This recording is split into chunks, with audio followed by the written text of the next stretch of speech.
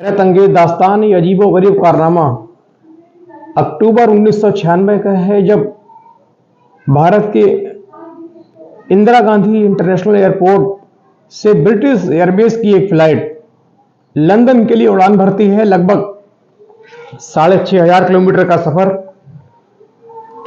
10 घंटे का वक्त, लगभग 40 हजार फीट की ऊंचाई पर उड़ना, ये सब तय करके वो ब्रिटिश एयरवेज की फ्लाइट लंदन के हीथ्रो एयरपोर्ट पर लैंड करती है।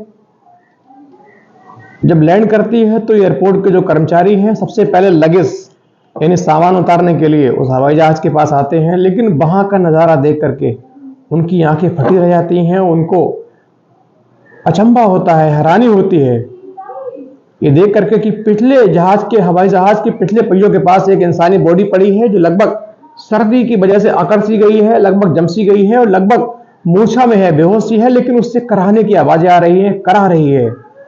उन्होंने इसकी सूचना तत्काल एयरपोर्ट अधिकारियों को दी। अधिकारी तत्काल मौके पर पहुंचे, हवाई जहाज के पास पहुंचे। उन्होंने देखा चूंकि मामला एक जिंदा इंसान से जुड़ा था, तो सबसे पहले उसको मेडिकल सहायता देने की बात की गई और एम्बुलेंस के जरिए उसको पास के ही एक अस्पताल ले जाया गया।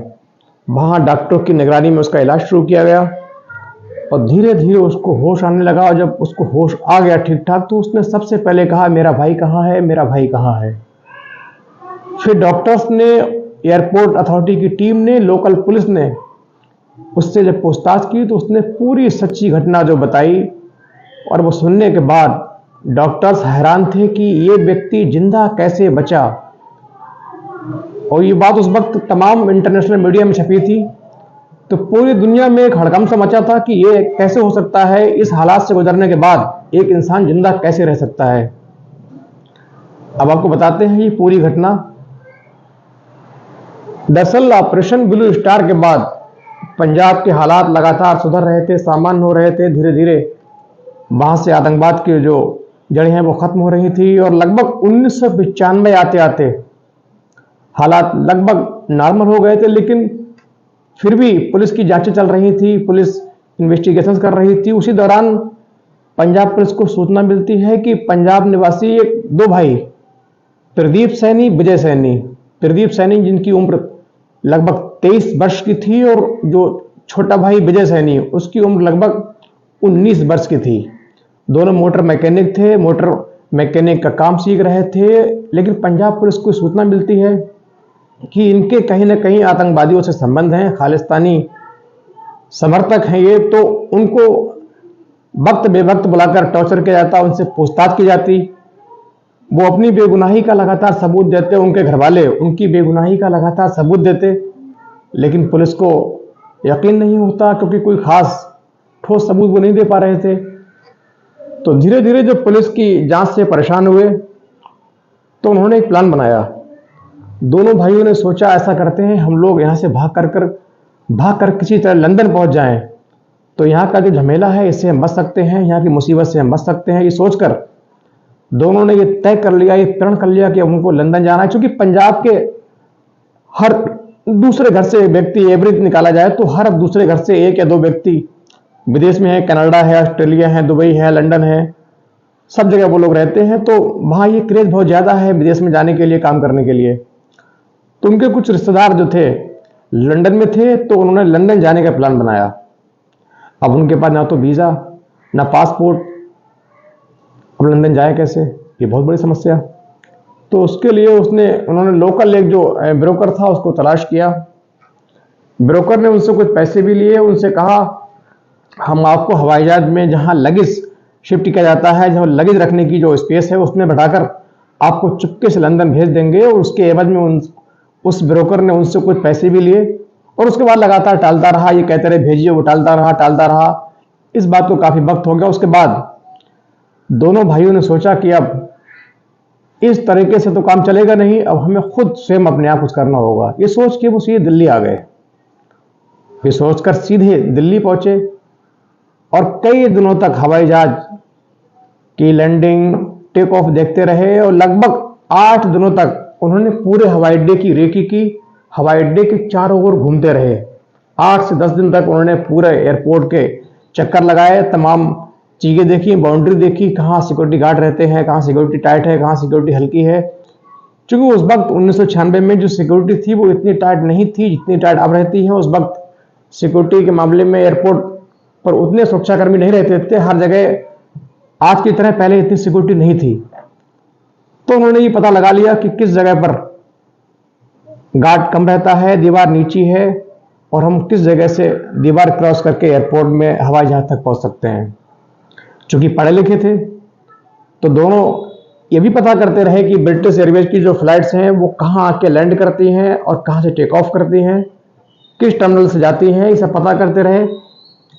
और एक दिन धीरे धीरे अपनी योजना के मुताबिक प्लान बना करके वो एयरपोर्ट की बाउंड्री से रात को कूदे जहाँ से ब्रिटिश एयरवेज की एक फ्लाइट टेक ऑफ करनी थी, उड़नी थी। पता लगा लिया, आ गए और आ करके बाउंड्री के पास चुप कर बैठ गए। चूंकि टेक ऑफ से पहले काफ़ी जो फॉर्मेलिटीज़ होती हैं वो पूरी करनी होती हैं, जैसे पहिए चेक करना, फ्यूल डालना, लगेज पैक करना, लगेज लगाना, यात्री को बिठाना, ये सब तमाम चीज़ें होती हैं, ये रूटीन के तहत पूरी की जाती हैं। जब ये सब चीज़ें हो गई, वो चूंकि दोनों भाई बैठे बैठे देख रहे थे, रात का वक्त था, लाइटें जल रही थी, अब वो देख रहे थे कि अब टायर भी चेक हो चुके हैं, फ्यूल भी डाला जा चुका है, सारी सवारियां बैठ चुकी हैं, जो सीढ़ियां होती हैं चढ़ने के लिए वो ट्रॉली हट चुकी है। अब उन्होंने सोचा कि अब ये बिल्कुल सही वक्त है हमारे वहां जाने का। तो वो धीरे से चुपके से, कर्मचारी जो होते हैं सिक्योरिटी सुरक्षा गार्ड थोड़ा दूर पे थे, उनकी आंखों में धूल झोंककर होशियारी से धीरे से हवाई जहाज तक पहुंचे। और जो हवाई जहाज का लैंडिंग गियर होता है, यानी जो पिछले पहिए होते हैं, उनके पास आकर के चुपके से उसके अंदर बैठ गए। क्योंकि जो लैंडिंग गियर्स होता है उसमें जब वो हवाई जहाज उड़ जाता है उसके बाद वो पहिए ऑटोमेटिक ड्राइवर अंदर करता है, अंदर होते हैं, उसके बाद भी उसमें इतना स्पेस रहता है कि एक व्यक्ति उसके अंदर बैठ सकता है। अब दोनों भाई बैठ चुके थे, दिल में तमन्ना थी लंदन जाने की, लेकिन जो आने वाली मुसीबतें हैं, जो चैलेंजेस हैं, उन सबसे अनजान थे। उनको सिर्फ लंदन जाना था, सिर्फ लंदन जाना था। धीरे धीरे हवाई जहाज ने रनवे पर दौड़ना स्टार्ट किया। ये दोनों भाई बैठे रहे, मजबूती से पकड़े रहे। हवाई जहाज टेक ऑफ कर जाता है, उड़ जाता है। एक निश्चित दूरी पर जाने के बाद पायलट जो है उसके जो पहिए अंदर कर देता है। अब लैंडिंग जो गियर थे बंद हो चुके थे, पहिए अंदर हो चुके थे, दोनों भाई अंदर बैठे थे। चूंकि इंजन की जो साउंड होती है वो बहुत ज्यादा होती है, बहुत हाई लेवल की होती है। पहियों की सनसनाहट जो 1000 किलोमीटर की स्पीड लगभग रहती है, 800-900 950 किलोमीटर पर आवर पर घंटे की स्पीड हवाई जहाज की रहती है। तो अंदर उनको भूकंप सा आ रहा था, पहिए हिल रहे थे, वो परेशान थे। अब जैसे जैसे हवाई जहाज ऊपर उठना शुरू किया, लगभग 40,000 फीट की ऊंचाई तक वो हवाई जहाज उड़ा और 10 घंटे का सफर का वक्त उसने पूरा किया। लगभग 6,500 किलोमीटर की दूरी दिल्ली से लंदन के हीथ्रो एयरपोर्ट तक की तय की और वहां जाकर हवाई जहाज नीचे उतरा। जब नीचे उतरा तो उनके यात्रियों ने देखा कि एक बॉडी है इंसान की, ये पड़ी है पहियों के पास।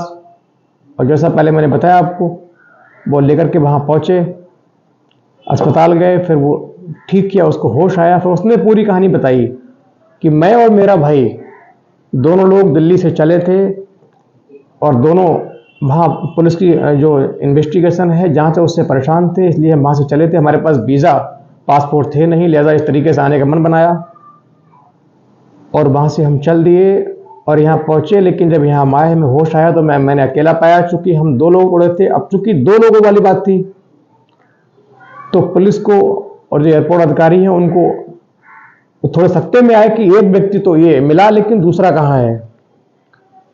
अब इस घटना को लगभग 5वां दिन चल रहा था, 5वां दिन आ गया था, तभी पुलिस जो लंदन पुलिस है उसको एक वहां जगह पास में है कुछ किलोमीटर पहले, रिचमंड, लंदन पुलिस को रिचमंड से एक फोन आता है कि यहाँ पर एक डेड बॉडी पड़ी है, आप फौरन आए।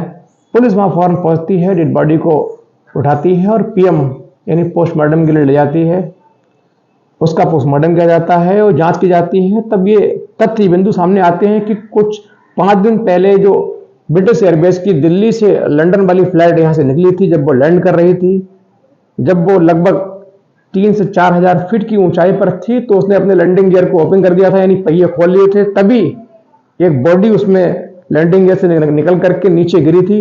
ये वही बॉडी है। चूंकि पहले जो प्रदीप सैनी है वो बता चुका था कि हम उस फ्लाइट से हम दोनों भाई आए थे, मेरा भाई कहाँ है, तो सीधा शक उस पर गया। उसको भाई का फोटो दिखाया गया।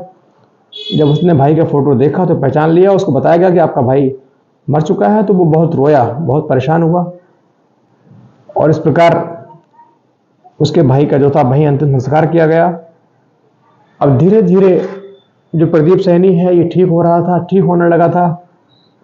लेकिन अब जैसे जो जो प्रदीप ठीक हो रहा था, त्यों तो एक नई मुसीबत और बन रही थी, क्योंकि बिना पासपोर्ट, बिना अथॉरिटी वीजा के वहां गया था। तो इस पर वहां की अदालत में केस चला।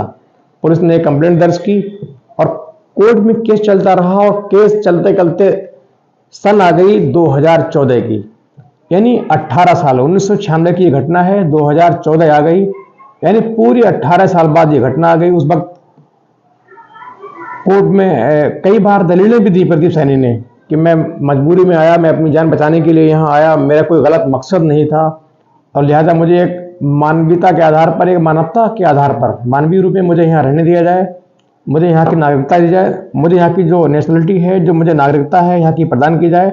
और मेरा आने का कोई गलत मकसद नहीं था, लेकिन मैंने अपनी जान बचाने के लिए, पंजाब पुलिस से बचने के लिए ये गलत कदम उठाया। वो गलत है, लेकिन मेरा कोई मकसद गलत नहीं था।